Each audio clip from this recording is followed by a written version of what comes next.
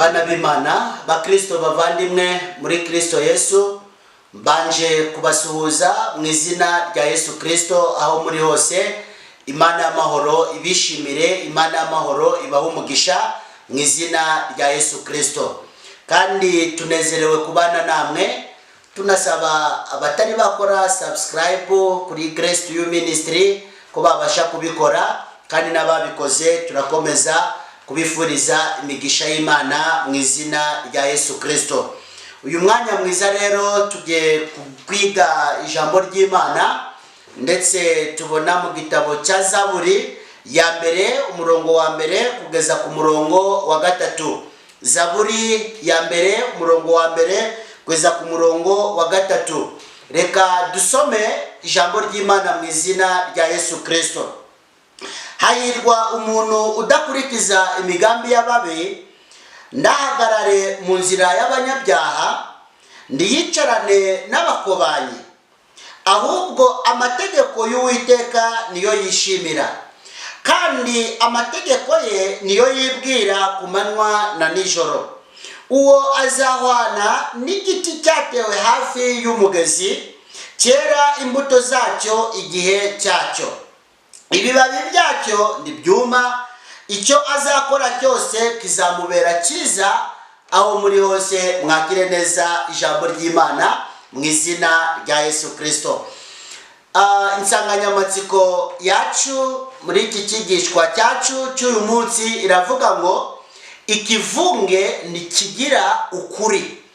Ikivunge ntikigira ukuri. La foule n'a pas de raison. Ikivunge ntikigira ukuri. La foule n'a pas de raison. Rero nk'uko ijambo ry'Imana ritubwiye ngo hahirwa umuntu udakurikiza imigambi y'ababi.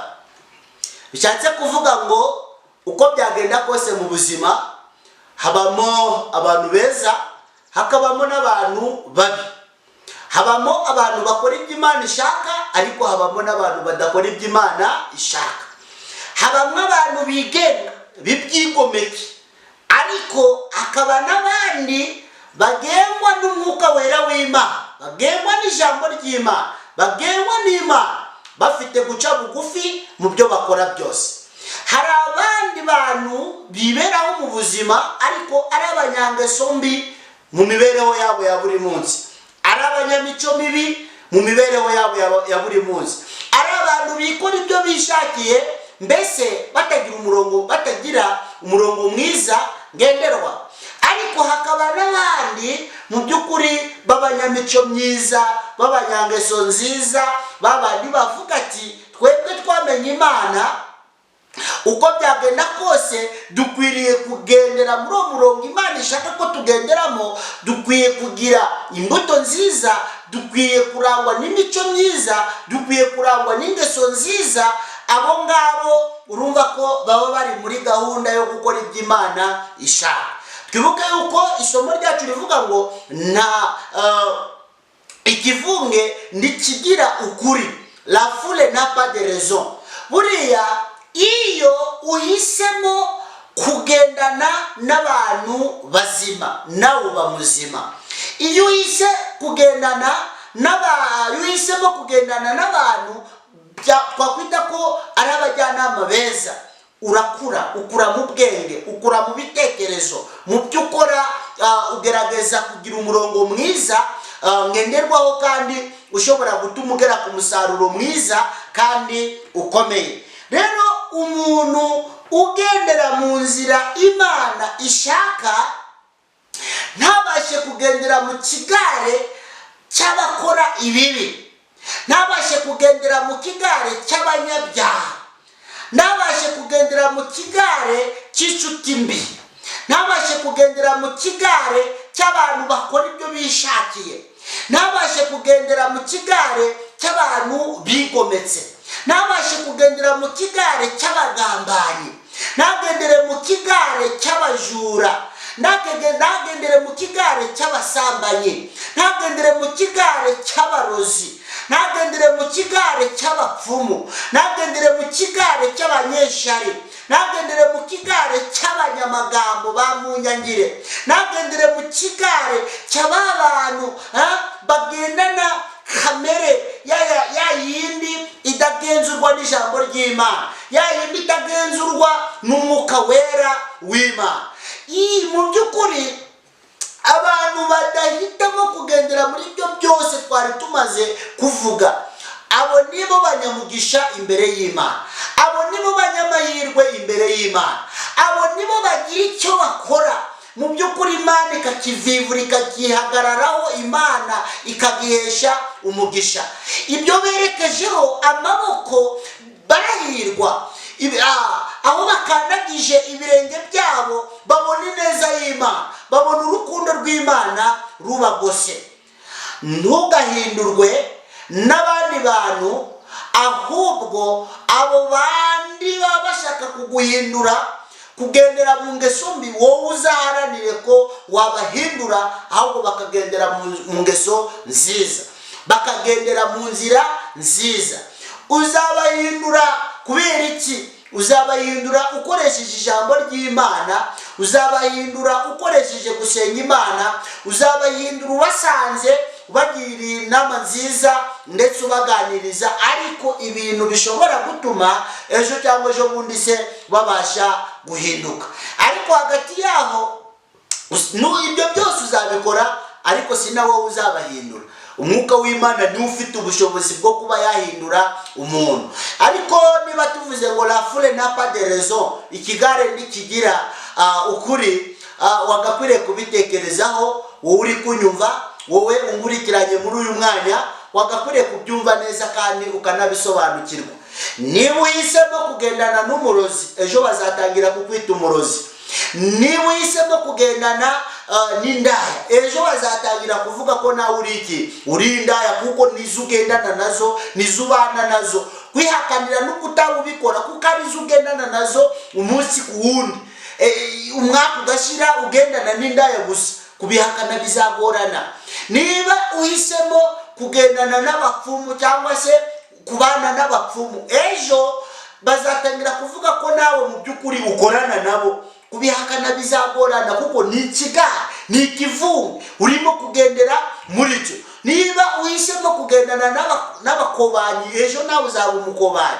Niba uhisemo kugendana n'abanyabyaha, none n'ejo bundi, abanyabyaha akaba aribo wumva wabana nabo, abantu bazima bajya kukwegera reka nge simbana n'abantu nk'aba ngaba. Mu by'ukuri ejo ushobora kuzasanga wikoreye urusyo ku mutwe wawe, ushobora kuzasanga wikoreye umutwaro ubwawe, kuvuga ngo ubuture cyangwa se uwushyire hasi bizaba ibintu bigoranye.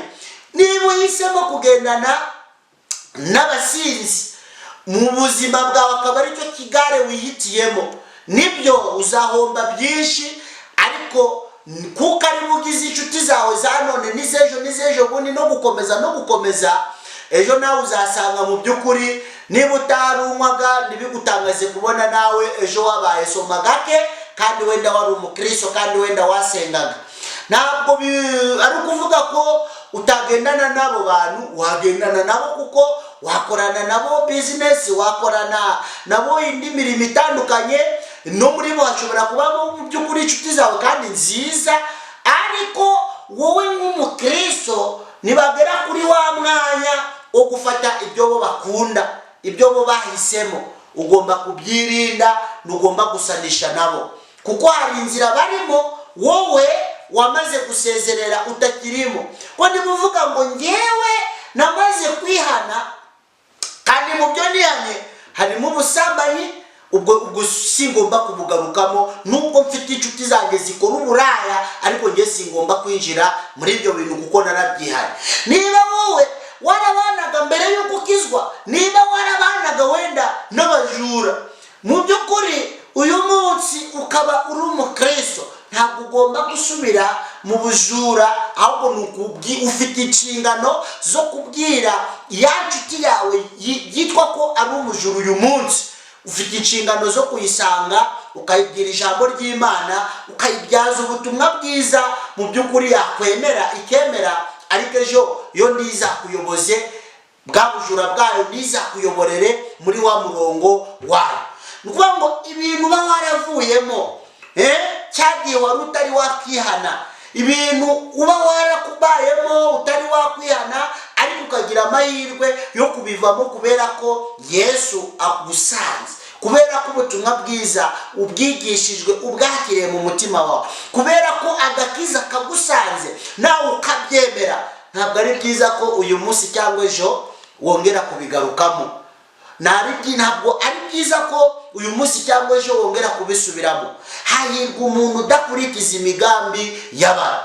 Niba rero uwo nguwo ahirwa kubera ko adakurikiza imigambi y'ababi, urumva yuko inzira mbi cyangwa se imigambi mibi, urumva ko Imana itayikomera amashi. Ntabwo Imana ikomera amashi. Imana ntabwo inezererwa no kubona umuntu agendera mu ngeso mbi cyangwa agendera mu nzira mbi cyangwa agendera mu migambi mibi. Ngo niba umuntu atarimo kugendera mu migambi mibi, ubwo icyo gihe harimo kugendera mu migambi myiza.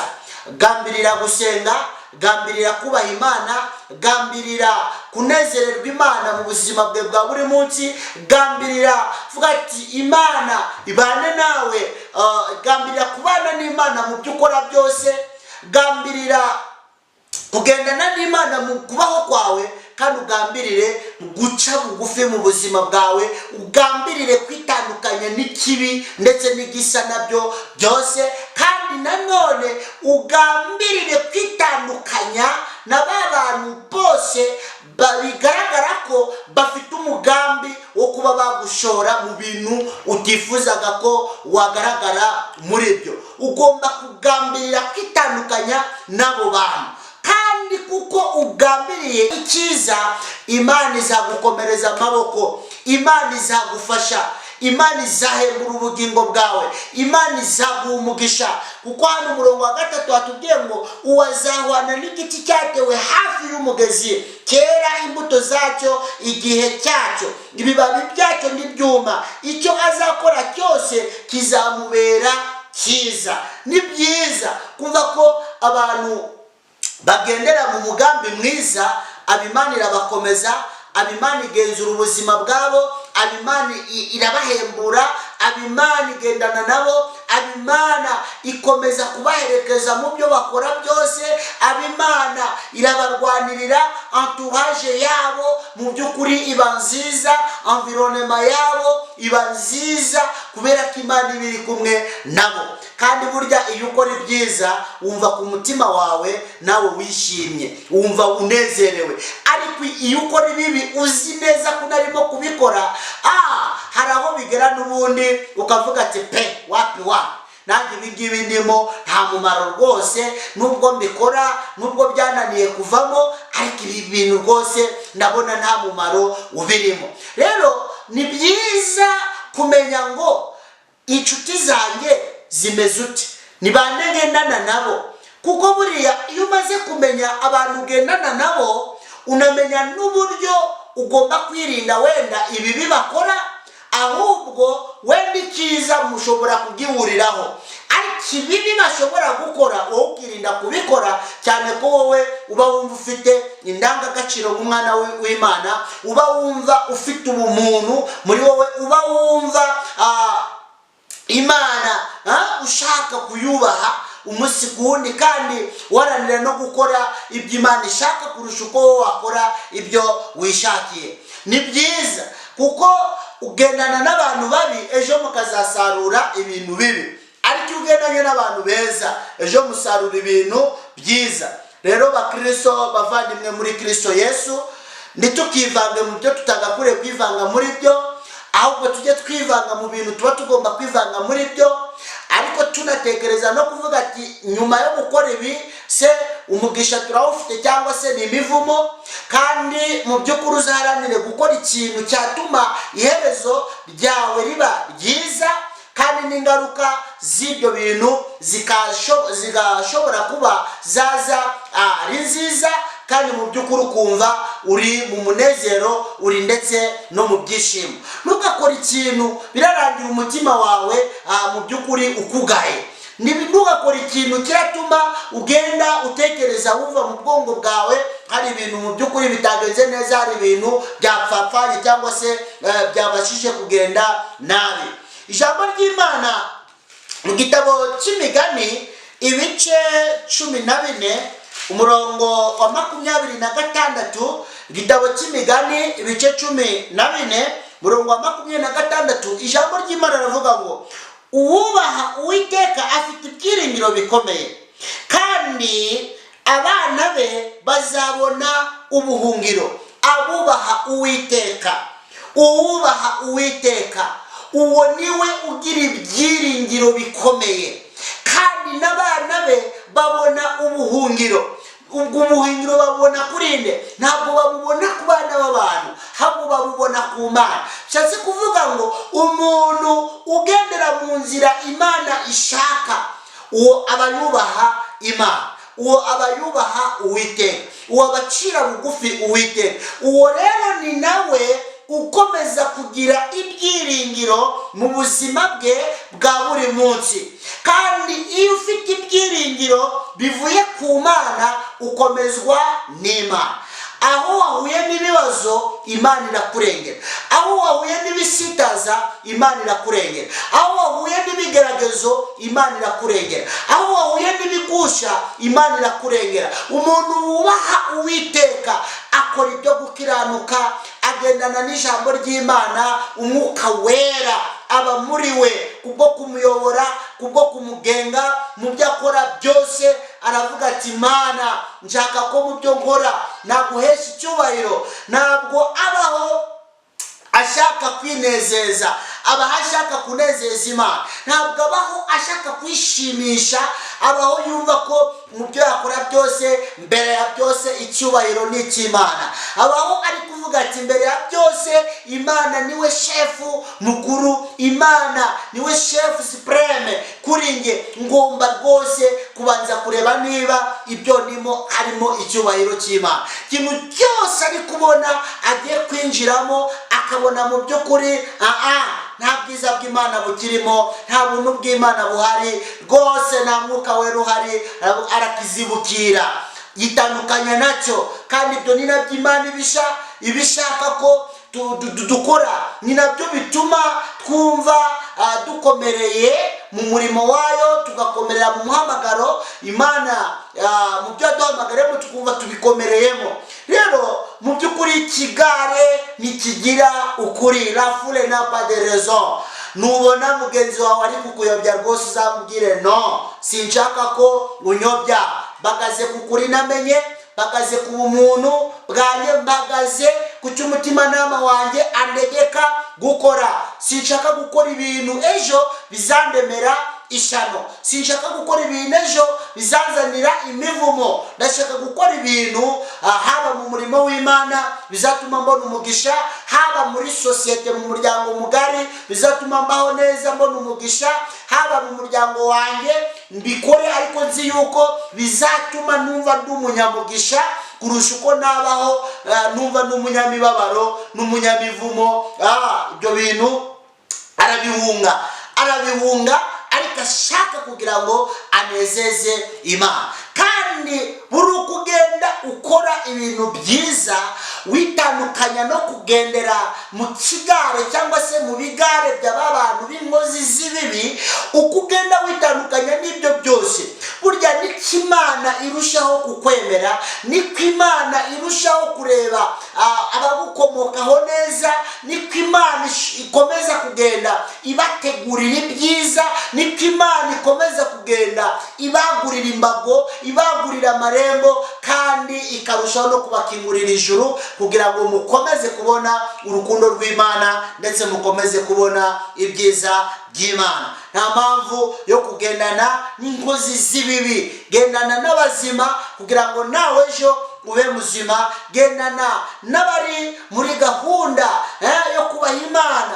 kugira ngo nawe uzashobore kubaha Imana. mu by'ukuri umuntu ugendera mu mugambi mwiza, uwo nguwo Imana iramushigikira, uwo nguwo aba sous control y'Imana, aba munsi y'ubugenzuzi bw'Imana, aba munsi y'ubutware bw'Imana, ndetse n'urubyaro rwe rukomeza kuba urubyaro rwa banyamugisha, kandi rukaba urubyaro rwiza Imana yishimira. Imigani bice 15 murongo 26, Imigani bice 15 murongo 26, ijambo ry'Imana ravuga ngo imigambi mibi ni kizira kuwiteka. Imigambi mibi ni kizira kuwiteka. Gambirira kugira neza, gambirira kugira urukundo, gambirira kubaha abantu, gambirira kubaha Imana, gambirira gukora icyiza mu buzima bwawe bwa buri munsi, gambirira kunezeza Imana kurusha uko wakwinezeza, gambirira kubana na bagenzi bawe neza, gambirira kubana n'inshuti zawe neza, gambirira kugendana imico myiza, gambirira kugendana ingeso nziza. Ibyo nibyo bizaguhesha amahoro mu buzima bwawe, ibyo nibyo bizatuma ubaho wishimye unezerewe, kuko ngo imigambi mibi ni kizira kuwiteka. Bishatse kuvuga ngo ukeneye imigisha, ukeneye guhunga imivumo, ukeneye guhunga imibabaro, ukeneye guhunga Satani, ukeneye guhunga abazimu n'abadayimoni, agendera mu migambi myiza, agambirira ibyiza, ntabwo agambirira gukora ibibi. Rumva ko bana b'Imana tuba tugomba kwirinda, kuko uko dusaba Imana kudufasha kuturengera, uko dusaba Imana kuba yadukomereza mu buntu bwayo kugira ngo dushobore kugenda dukora ibyiza nk'abana bayo, ni nako Satani nawe abagambirira kugenda adutega imitego itandukanye. Niyo mpamvu uzajya kubona azagutega abantu nkawe,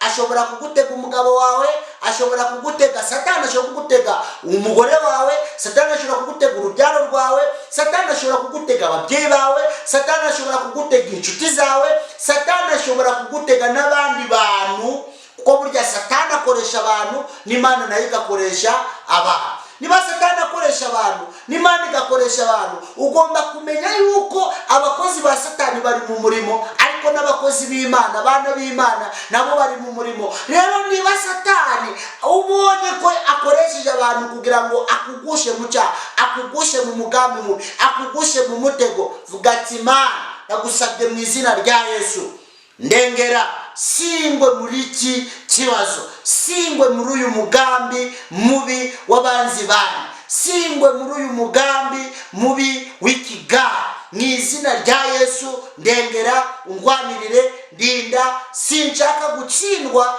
muri iki gikorwa. Icyo gihe Imana izagufasha, kandi kuko nawe ubwawe wabishatse, izakurengera, ikugirire neza, kandi n'urugendo rwawe rukomeze. Rero ikigare mu by'ukuri ntikigira ukuri, la foule n'a pas de raison. Genzura urebe ibigare bingahe biri imbere yawe. Ese ikigare kikuri imbere ni icy'abasinzi gusa? Ese ikigare kiri imbere yawe ni icy'abajura gusa? Ese ikigare kiri imbere yawe ni icy'indangamirwa cyangwa ni icy'abantu bikorera umwuga w'uburaya? Ese ikigare kiri imbere yawe ni icy'abajura? Ese ikigare kiri imbere yawe ni icy'abantu bagenda gusa baca intege abandi? Ese ikigare kiri imbere yawe ni icy'abantu bagira mu nyangire gusa? Ese ikigare kiri imbere yawe ni icy'abantu batagira ubumuntu mu buzima bwabo? Ese ikigare kiri imbere yawe ni icy'abantu batagira icyerekezo kizima cyo kugenderamo? Rero ni byiza ko ureba abo bantu ubugendana nabo. Iyo umaze kumenya ngo mu by'ukuri abandi imbere bateye gutya, bameze gutya, uzirinda ko ukora ibibi bakora, uzirinda ko ukora amabara bagenda bakora, mu rwego rwo kugira ngo ubeho unezeza Imana, ubeho ushima Imana, ubeho uhimbaza Imana mu buryo bukwiriye kandi mu buryo butunganye. Rero gendana n'abazima, gendana n'abana b'Imana, kandi babandi bakiri mu kigare ntidushimirwe nabo kugira ngo tugendere mu kigare cyabo, ahubwo twebwe tubasange, tubigishe, tubahugure, tubazane kuri Yesu Kristo, tubazane mu nzira y'agakiza, tubazane mu nzira ibageza ku bugingo kurusha uko twebwe twaganzwa nabo. Nubwo muri iki gihe ari ibibazo, hari abakristo benshi bamaze kuganzwa n'abanyabyaha. Ukajya gusanga abapagani baravuga ngo runaka nazajya mu ijuru nanjye nzagerayo. Cyo ni ikibazo gikomeye cyane, kuko ibarimo kugufatiraho urugero nuko amaze gufatwa mbiri mu kigare cyabo. Niyo mpamvu ibyo wakora byose, ibyo wavuga byose nta kuri kuzabamo, kuko bamaze kugufata mbiri mu byo bakora. Mu nzira yabo baragufite, barakugendana. Rero urumva yuko kwisabira Imana kugira ngo ikurinde, igufashe, ikurengere, ikugire neza ni ikintu gikomeye cyane. Kandi ijambo ryayo rivuga ngo mu by'ukuri intambara turimo turwana n'imyuka mibi itaboneka, turwana na Satani, turwana n'ibintu bitandukanye. Ni urugamba rw'umwuka tuba turimo. Satani azashaka yuko abakozi be bagusanga, bakugushe mu mitego. Imana ntizashaka yuko wakora ibyo ishaka kurusha uko wakora wenda iby'umubiri wawe ugutegeka, cyangwa se ibyo Satani agambirira ko ukora. Muri icyo gihe rero kumvira ijwi ry'Imana byaba byiza kurushaho, kurusha uko twakumvira ijwi rya Satani, kurusha uko twakumvira ijwi ry'imyuka mibi, kurusha uko twakumvira ijwi ry'umwana w'umuntu cyangwa se amajwi y'abana b'abantu. Ndetse nanone tukibuka yuko umutimanama dufite buri Imana irawukoresha cyane. Umutimanama wawe Imana irawukoresha cyane. Rero niba hari ikintu umutimanama wawe ukubwiye, cyane cyane ukakubwira ati iki ni kibi, so uzirinde gukora icyo umutimanama wawe ukubujije gukora, kuko nugikora n'ubundi umutimanama wawe uzahindukira ukubwira ati icyo wakoze si cyiza, dore wakoze ikibi. Reka Imana ikurengere, emerera Imana igusanga. Wowe ugihagaze neza mu by'Imana, komeza ubihagararemo neza. Wowe utaratwarwa n'ibigare biriho muri iki gihe, komeza uhagarare neza. Wowe ucyumva yuko uri umunyamugisha imbere y'Imana, byishimire kandi ubinezererwe. Ariko nanone ukomeze kuzamura n'isengesho usabirana ba bandi batari bamenye Imana kugira ngo bayimenye. Ugisabira ba bandi Satani akiboshe kugira ngo nabo babohoke, nabo bamenye Imana. Ibyo ngibyo nanone Imana izakomeza kubyishimira, izakomeza kubinezererwa. Mureke dutwagwe no kugengwa n'Umwuka Wera, dutwagwe no kuyoborwa n'ijambo ry'Imana. Ijambo ry'Imana ritubera itabaza, ritumurikira umunsi ku wundi, cyane cyane n'ibyo twize mu ijambo ryayo tujye tuzirikana yuko bigomba kuba muri twebwe, kandi umunsi ku wundi tukumva yuko tugomba kubikomereramo, tukumva ko bigomba kudufasha, tukumva yuko tugomba kubitekerezaho amanywa na nijoro, tukabitekerezaho, tukabyibukaho. Kuko iyo tubitekerejeho tukongera kubisubiramo, tukongera tugasoma rya jambo ry'Imana, tukibuka uko twize, tukibuka ibyo twize byose, ibyo bituma nk'umwana w'Imana, nk'umukristo wongera gukomera, ndetse izina ry'Imana rigahabwa icyubahiro. Reka Imana rero ikurinde kugendera mu kivunge, ikurinde kugendana n'abanyangeso mbi, ikurinde kugendera mu kigare kidashobora kugira kikuvana naho kikugeza, ahubwo ukomerere mu muryango w'abana b'Imana. Kandi Imana ikurinde Satani, Imana ikurinde imyuka mibi, Imana ikurinde kuvangirwa, Imana ikurinde gucika intege no gusubira inyuma, ahubwo ikongerere kwizera kandi yongere igukomereze mu byiringiro. Tugusabiye ibyo byose twizeye yuko Imana ibyumvishe, kandi ko Imana iri kumwe natwe mu izina rya Yesu Kristo. Amen.